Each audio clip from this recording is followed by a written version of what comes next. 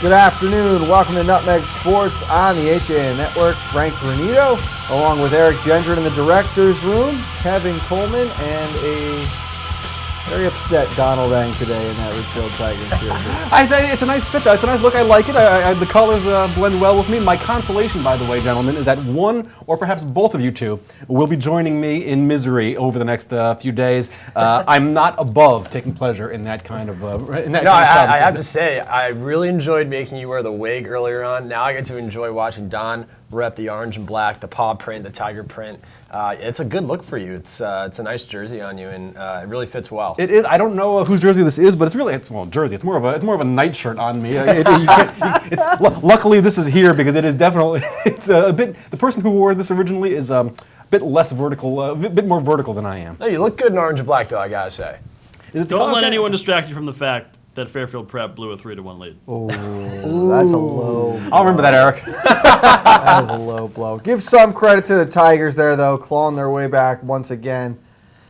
Similar to what we saw in basketball, though, no offense, Kevin, you've got to wonder how long they can sort of walk this line here before it becomes an issue now with 4 teams remaining in the D1 hockey tournament. And they get a very talented West Haven team next who knocked off Xavier 4-1. That's going to be a big game. You gotta wonder how much is left in the tank for the Ridgefield Tigers. They put all their gas into these last couple of games. You gotta wonder how much is left in this for the Tigers. Emotionally, they're still there. It's just, are they well rested now?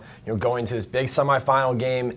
That's a big question mark for them. And I know, if they want to get to the final game, but if they get to the finals, are they going to still have the same amount of energy they had when they went into this tournament? That's the beauty of this tournament, is that you're going to put everything you have into every game.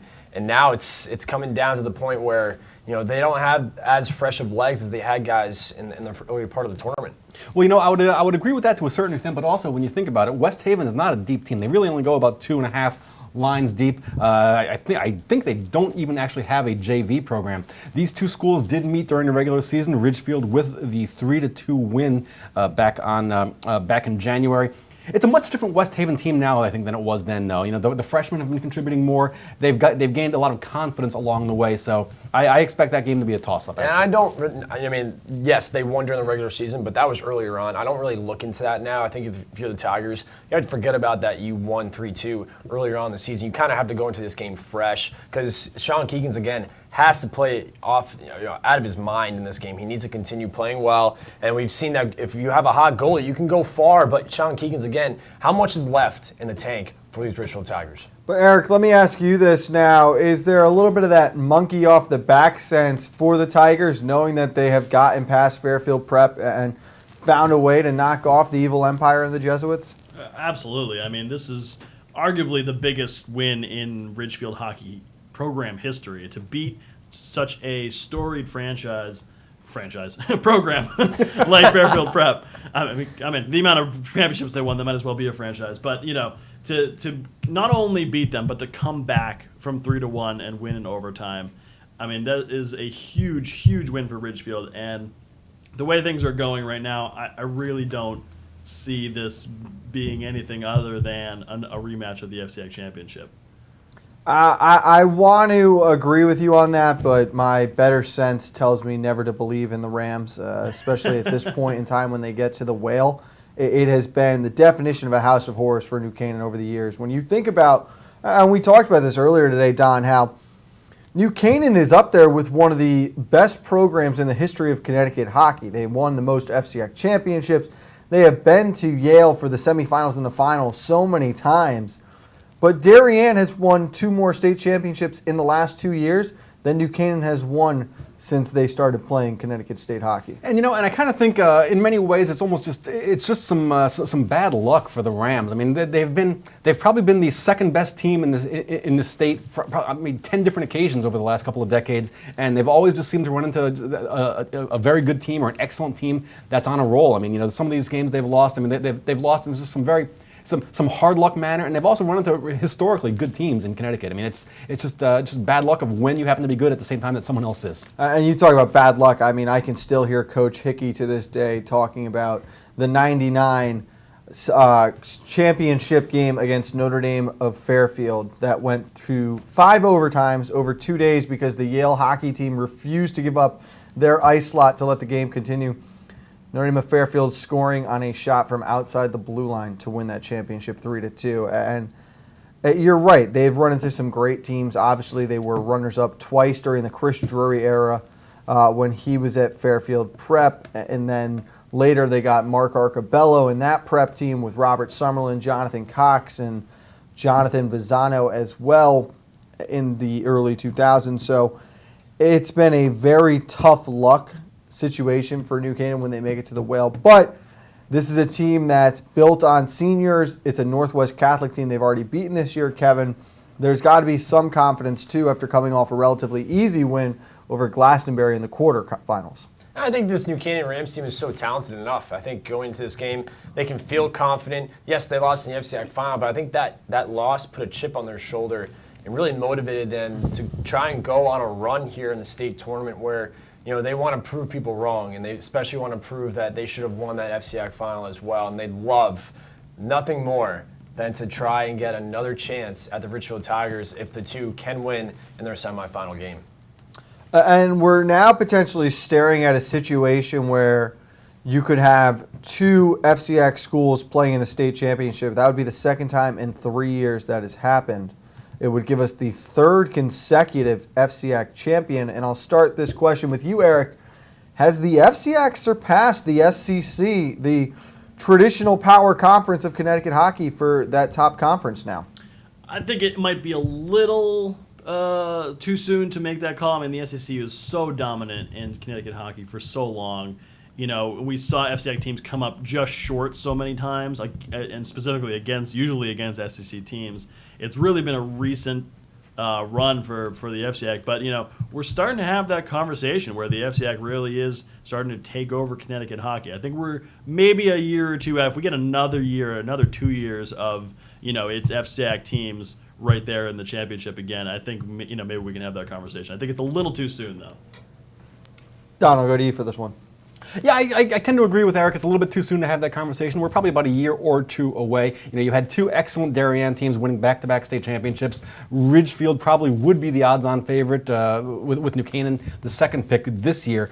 But I tend to think that behind those top 2 FCIAC teams, I think maybe the next 6 teams in that conversation are probably all still in the SCC. That's just sort of my general feeling on the matter, is that you have those two top FCIAC programs. Last year it was Ridgefield and Darien. This year it's Ridgefield and New Canaan. But I do tend to think that the next group are predominantly SCC teams. And I agree with not only Don and Eric because yes, the FCIAC has done really well these past 3 to 4 years, especially with Darien playing so well these past few years. But you have to remember, you're talking about teams like Fairfield Prep, Notre Dame, West Catholic, and all these teams that are in the SEC. They trump a little bit more of what you see in the FCIAC. I mean, imagine if all these teams played in a conference together during the season. I think that would be insane. I think you're looking at probably a top 10 where I'd say probably 4 FCIAC teams get in that, and the rest are SEC teams. And we're just saying this because Al Carbone lives right down the street from here, and he could come in any time and just kick our butts. So Well, let me put this out there too now because Darien and Greenwich 2 years ago play in the championship game. Ridgefield and New Canaan now on the crash course there. Darien has won the last 2. Sticking with just D1 because I won't even bring the argument of. Keep in mind the FCIAC swept all 3 divisions last year with Fairfield winning D2, Stanford West Hill winning D3. In D1 this year, you have 17 schools, only 16 qualify for the tournament. The odd team out, Notre Dame of Fairfield from the SEC. You've got Fairfield, St. Joe's, Greenwich, Darien, New Canaan, and Ridgefield. That's 6 FCIAC schools that qualify for the tournament. Now you've got 2 of the final 4 here in the in the semifinals coming from the FCIAC. And to Kevin's point there, where if you'd like to see all these schools in a similar conference playing each other, these are teams that play each other throughout the regular season, early on, the mixing games late. The top FCIAC schools won the majority of the matchups this year. New Canaan split with Xavier, as did Ridgefield with Prep. But Listen, I understand that there's a long line of history here, Eric, as you were saying, but the FCIACs have not been slouches by any means during this time, and I think they're starting to prove that the public schools are capable of winning the public school division again. No, and don't get me wrong. The FCIAC has always been right there with SEC as far as regular season. It's just always seemed that in over the years the FCIAC has come up short in the championships. And you're right. Last year was incredible, that FCIAC sweep. But I think we're still yet to see whether this is a blip on the SEC's radar or it's a sea change in FCIAC. I mean, granted, the FCIAC has always been right there with the SEC as far as quality and as far as being right there with them in regular season matches. It's always been always the bridesmaid, never the bride as far as the postseason goes. That's been kind of the shift that we've seen recently. I mean, how many times have we seen FCIAC teams choke when they get to the big dance? And also, if we're being fair here, the Fairfield Co-op, went 14-4 this year. They won one game against Division I competition, which is Notre Dame for having gone 4-15-1 this year did win 4 games against Division I competition. So the way the wins work out for seeding, the qualifying wins, did work a bit in the Co-op's favor this year. I understand what you're saying. To their defense, this is a schedule that is predetermined before this season starts. Oh, no, it's not their fault. They were Division II and moved up because of winning that championship. So, yes, I agree there that they benefited very much from playing down in the Division II conference, but qualified for the tournament. They lost to a team a West Haven team that's now in the semifinals. So. But it's very interesting the way this is working out because of all the sports where you really, you could always make the argument that the FCIAC was going to be one of the best football conferences. It was going to be one of the best lacrosse conferences. Used to have a lot of say when you look back to those 2000 to 2012 period in basketball with great Trinity teams, Bassick and Central, along with St. Joe's having success as well. Hockey was never a sport you felt they were going to be coming away with state championships, and it's very interesting now that we're in an era where the FCIAC is potentially about to bring home a 3rd straight state title. And I think if you, maybe in the next couple of years, give me 3 or 4 more years, and then we can really make an argument for this. I still think the SEC has a couple more schools, history-wise, that really make them a little, still have to give them the edge over the FCIAC. But listen, I think hockey's only getting better in the FCIAC for years to come. It will certainly be a lot of fun. Those games will be played tomorrow night on Wednesday night at the Yale Whale. New Canaan and Northwest Catholic at 5:30. Ridgefield and West Haven at 7:30. Let's take a break, gentlemen. When we come back, we'll head over to the hardwood. We're going to look at the remaining FCIAC schools in boys basketball's Class LL LMNS tournaments on Nutmeg Sports on the HAN Network.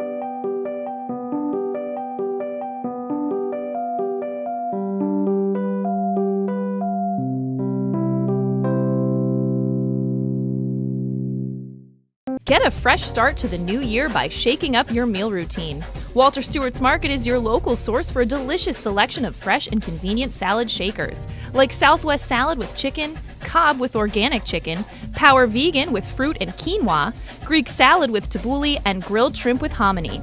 Grab one from our salad case or order from our deli today. Walter Stewart's Market, 229 Elm Street, New Canaan, or shop online at stewartsmarket.com. Well, there's still a bite out on the water. Most anglers have decided to stow the gear for the winter. Just because Mother Nature isn't cooperating doesn't mean you can't see the latest models of all your favorite gear. With 2 convenient locations, it couldn't be easier to get your fix of summer. Boater, beach bum, fisherman, or simply love the New England coast, this is a unique place to shop. The Dock Shop, 51 Tokenique Road, Darien, 609 Riverside Avenue, Westport, or on the web, dockshop.com. Whether you're looking for the freshest seafood, the perfect steak, or want to share delicious appetizers, look no further than the Stone's Throw in Seymour. Chef Peter Hom has more than 30 years of experience creating original recipes in his American eclectic style. Our dishes are made from scratch with fresh, local ingredients that pair perfectly with a seasonal craft beer, a signature cocktail, or your favorite wine. When you visit our Riverside location, you'll feel like you're on vacation when you're only a stone's throw from home. Visit us on Roosevelt Drive in Seymour or at stonestrowct.com. If you're watching this broadcast, you're not alone. The HAN network is available for 200,000 Connecticut cable customers on the Frontier network, and we've also reached more than 2 million viewers on our free live streaming sports, news, and entertainment broadcasts. To reach our rapidly growing audience, contact Advertising Director Jessica Murrin at 203-273-7312 or email jessica@han.network. Back on Nutmeg Sports on the HAN Network, Frank Granito, Donald Ang, Kevin Coleman, Eric Gendron with us as well. As we're looking at the boys basketball teams from the FCIAC who are still alive in the tournament. Double L, they're out of schools as the number 17 Danbury Hatters lost 65-60 to the 8th-seeded Kennedy Falcons. It's a loss that really stings, Kevin, when you think about where Danbury was in that game, but you have to give a lot of credit to the Hatters fighting back, almost completed the comeback as well. And you just think about what this team had to go through this year with injuries, rebuilding to where they got to. You could look at it as a successful season despite how you probably don't want it right now. I agree with you. I think this team played a lot of heart this year. I thought something that I took away from Coach Bach was, 4 years ago when, Marcus Fox and all these seniors were just coming into Danbury High School. This was a Danbury basketball program that wasn't doing so well. And there was a lot of hype, a lot of, expectations. And unfortunately, they weren't able to bring hardware home this year, but they really played a lot of heart this year. And that starts with Coach Bach. I think he will do a tremendous job in the next couple of years as well. They have some more upcoming players that are going to do very well, but it was just they ran into, first off, the win against Notre Dame West Haven was so impressive to shut down, a team like that, especially Tremont Waters. But going up against the Kennedy team, this is the one thing that Danbury struggled this year is that they couldn't play 4 quarters to a T. And there was always one quarter where they turned the ball over or couldn't box out, and that was the problem that they ran into against Kennedy. And it was that third quarter. Kennedy went on a 20-6 run to end the third quarter, and then the fourth quarter came, and both teams were fighting back and forth, but Kennedy pulled away at the end, and it was the 1-3-1 defense. We can talk about that again, how effective it is. They shut down Marcus Fox. He had 16 points, but it was that 1-3-1 defense, the different look that Kennedy brought in that fourth quarter that gave Danbury a lot of trouble. And you mentioned Tremont Waters. Eric, I'll go to you for this one. Obviously, outside of Connecticut high school basketball, Tremont's got some issues coming up with his future now after the way things went down with Georgetown at the end of this year. He does not want to be a Hoya anymore moving forward. Any inclination as to where you think he ends up instead? I really don't at the moment, but that was really interesting to see, ESPN alerts with a Connecticut name attached to it. But bad news for the Hoyas as both their big 2017 commits are look like they want out, and possibly, especially it seems like the rumors are that they're going to fire their head coach there at Georgetown. And it was interesting to see some ESPN alerts, when you see that familiar Connecticut name attached to it. You got something on that, Kevin? Yeah, actually, the Syracuse has been linked to be looking to pick up Tremont Waters from Georgetown. That's something that's been being rumored around, is that Syracuse and Coach Jim Boeheim have been looking at Tremont Waters possibly for him to go. Didn't he just Syracuse. decommit from a bad basketball program? Why would he go to Syracuse? You need to get him down to St. John's, man. That's Hey, what get the Red I Stone back. stand by. The Johnnies are hooping, baby. Also, while we're on that, want to offer best of luck to Kurt Steidel of Ridgefield and Shadrach Casimir from Trinity Catholic. They are playing for Vermont and Iona, respectively, in the NCAA tournament, so we want to wish them best of luck in their first round games.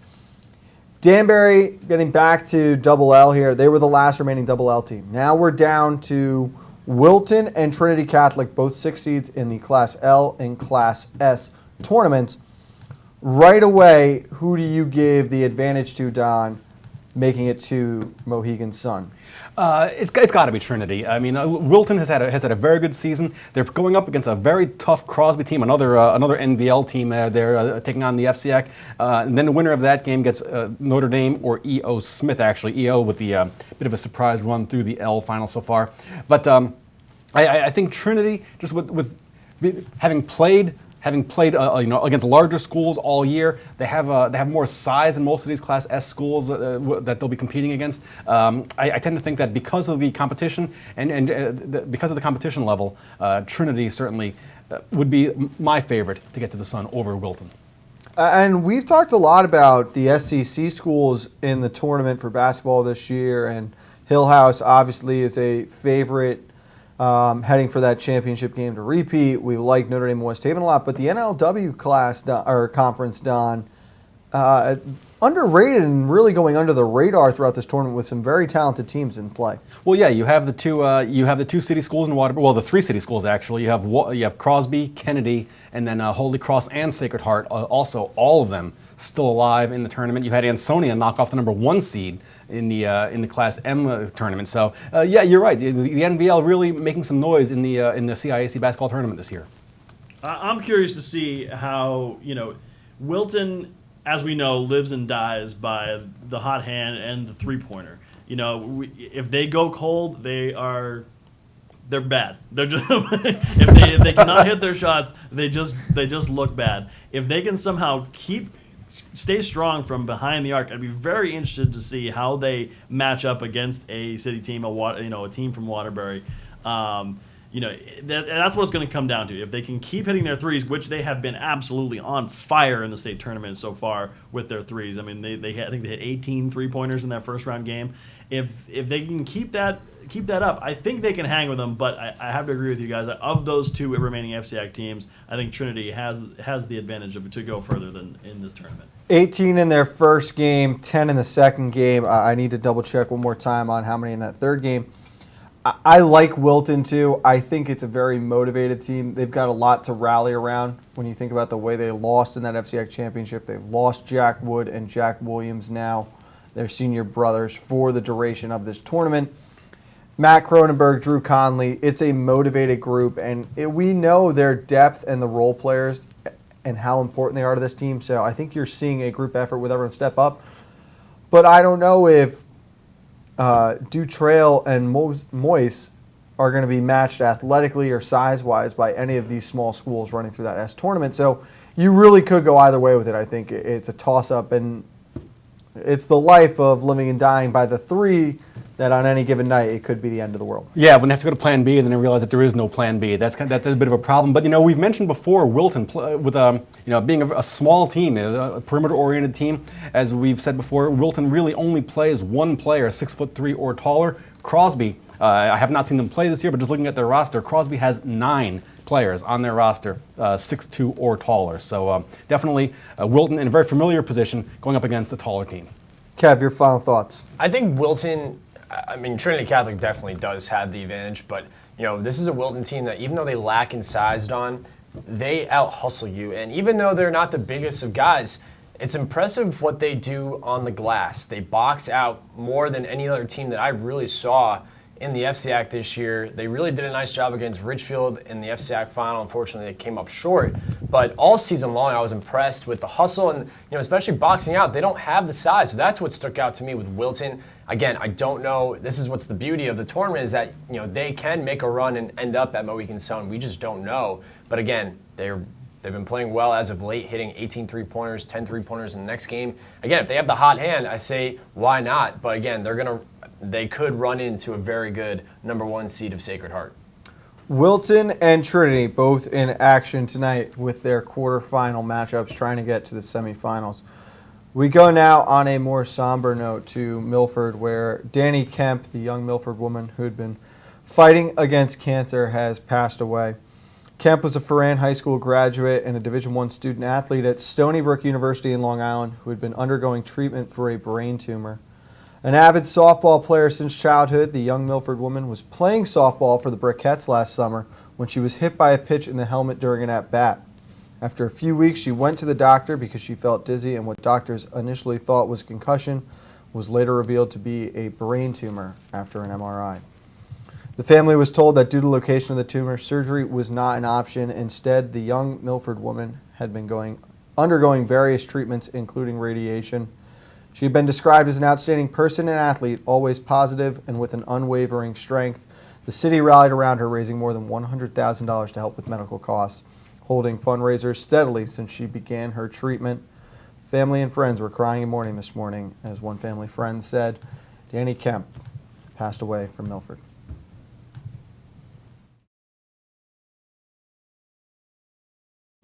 Want a new experience in car buying? No aggravation, no confrontation, just answers to all your questions. Scap Chrysler Dodge Jeep Ram. Car buying the way you want it to be. With one of the largest selections of new 2- and 4-door Jeep Wranglers available, we are Connecticut's Wrangler headquarters. Located in Fairfield, Connecticut, we're easy to get to. Just 2.5 miles off the Merritt Parkway, exit 44 via Route 58 South.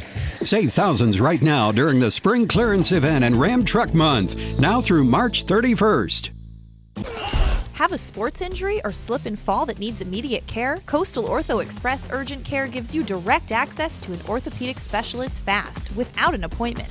Basketball, hockey, skiing, whatever the sports injury is, sprain or fracture, Coastal Ortho Express can help. Coastal Ortho Express Urgent Care, open Monday through Saturday, now in 2 locations. The iPark building at 761 Main Avenue in Norwalk and 36 Old Kings Highway South in Darien.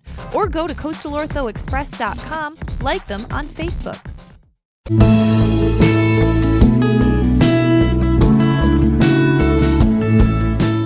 At the Milford Bank, we offer an extensive selection of lending products and services to meet virtually any need. Submit your application online in our Mortgage Web Center. Start to finish, you can apply for a loan in as little as 10 minutes. Our knowledgeable and helpful staff are available to meet with you at your convenience.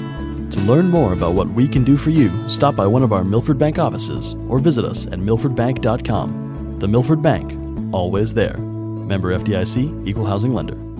It's the In-Sports Athletic Functional Movement Assessment Program. A program that uses a camera, the same camera that you use with an Xbox video game. What it involves is 3 phases. One is the initial test, which will give you a very objective and lengthy assessment of how you are moving and where there may be imbalances. Once test gets the results from the assessment, we'll develop a customized program for the individual. The objective really to try to get as many young athletes through this program as possible. We told Dad he could have his office back if he sold 150 cars last month. Deal's a deal. Well, Dad, you did it. You get your office back. Forget it. I'm having too much fun down here. My new goal, 160 cars. Wow. Folks, if you ever wanted a great price on a new Nissan, now is the time. Right now, lease a 2017 Altima 2.5S for only $99 a month. Isn't it time you got Millerized? I'm John Kovach. I'm a newspaper editor. I'm a high school football coach. I'm a television presenter. And I want you to love fishing as much as I do. Tune in to Yankee Fisherman, Thursdays at 1 on the HAN network. It's like going to the tackle shop without leaving your office. Back on Nutmeg Sports on the HAN Network, and we look at the girls' side of the tournaments now. And Trumbull, the only remaining FCIAC team after Stanford suffering a heartbreaking loss on a buzzer beater putback against Trumbull beat NFA. Stanford falling against New London 58-56. It was Rosalie Nicholson who put the putback up.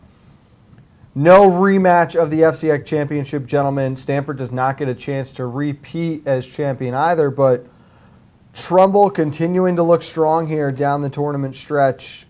What are the odds you give them, Eric, running the table here all the way to the finals? I mean, defense wins championships, right? I mean, that's what we've seen all season from Trumbull. You know, they're not the flashiest team in the world, as we've seen on the court, but I mean, they just get those rebounds. It's rebounds with Trumbull, and they're not putting up a ton of points. I mean, 47 points in the first round, 44 in the second round, 45 in the third round. Mark them for consistency here. This is a defensively minded team, and I think that's going to drive them to the championship. I fully agree with Eric. Going back to how they played against Stanford in the FCIAC final, still so impressed defensively. Like Eric just said, this is a very good team that plays on the defensive end. They play hard, very hard-nosed team, a lot of effort, very good on the glass. I mean, Claudia Tucci down low grabs boards left and right. She's also so good on the post as well. She also has that nice lefty stroke from mid-range. I really like this Trumbull team going to Mohegan Sun and even winning it as well. Yeah, well, I was just looking. I tend to agree. I think Trumbull is definitely the favorite. A lot of chalk in that Class LL bracket. The 1, 2, 3, and 5 seeds still alive. Trumbull will face Mercy High School out of the SEC, and just looking at their schedules, you hate to go with common opponents, but in this case, very consistent. Trumbull beat Hamden 64-51. Mercy in the SEC played Hamden twice, beating the Dragons 62-51 and also 56-44. So both these teams appear to be 12 points better than Hamden. Not sure exactly how that plays out. Maybe we have 3 overtimes again, but it should be an outstanding game. And Eric, you have got that video of the New London buzzer beater for us, I believe? Yep, courtesy of the New London Day. Let's check it out.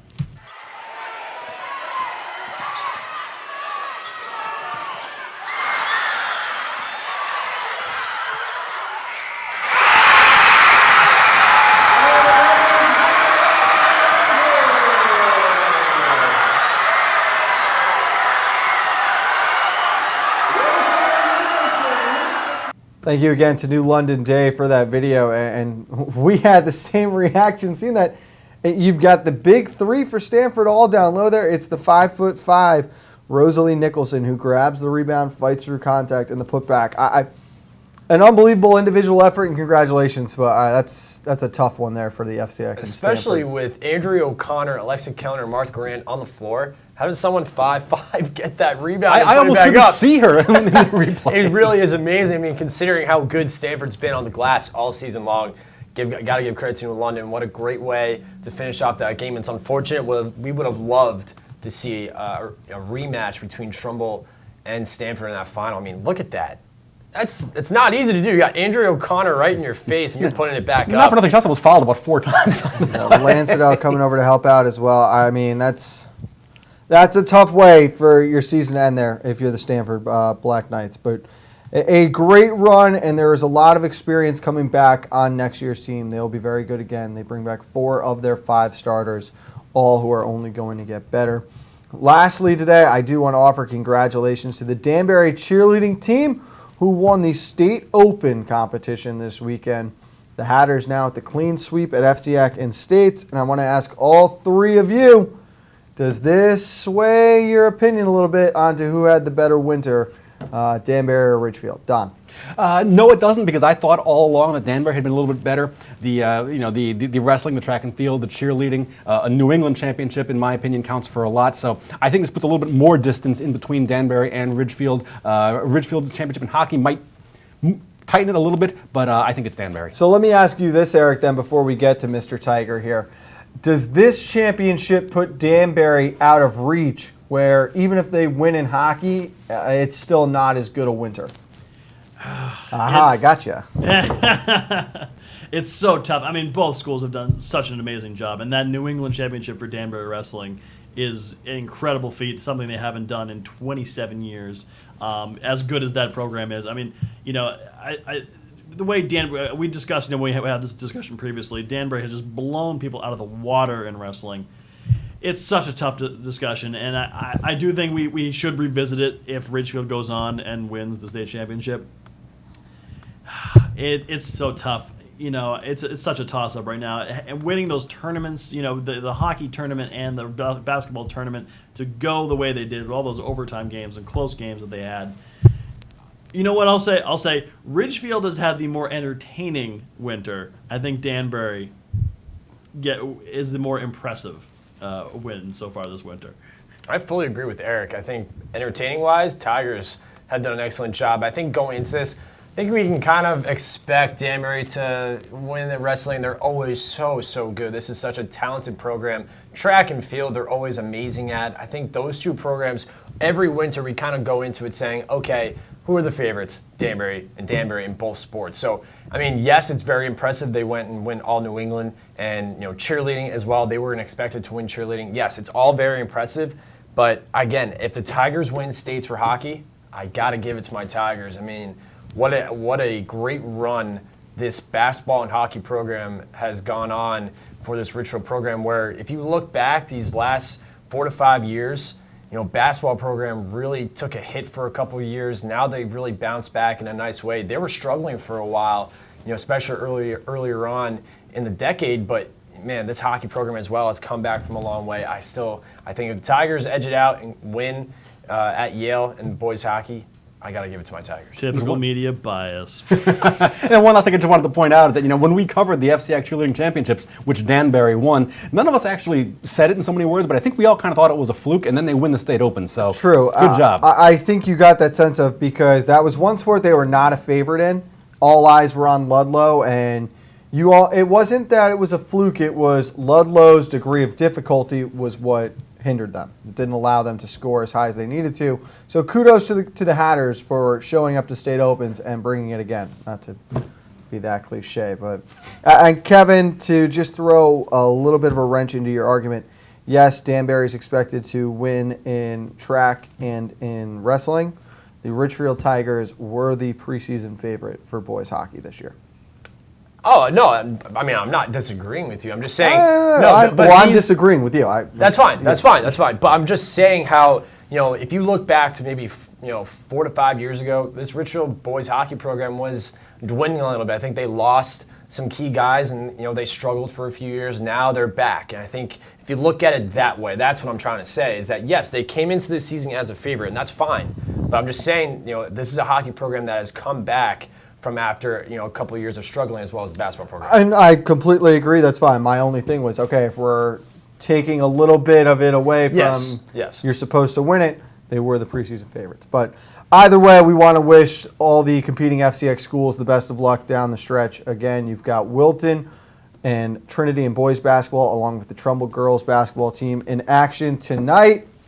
And then the hockey semifinals for Division I on Wednesday night. We'll have you updated on all of the postponements or cancellations around Connecticut sports right here on the HN Network tomorrow during our Stormcast coverage. We'll be on the air at 8:30, myself and Kate Chaplensky. Till then, we'll see you next time on Nutmeg Sports.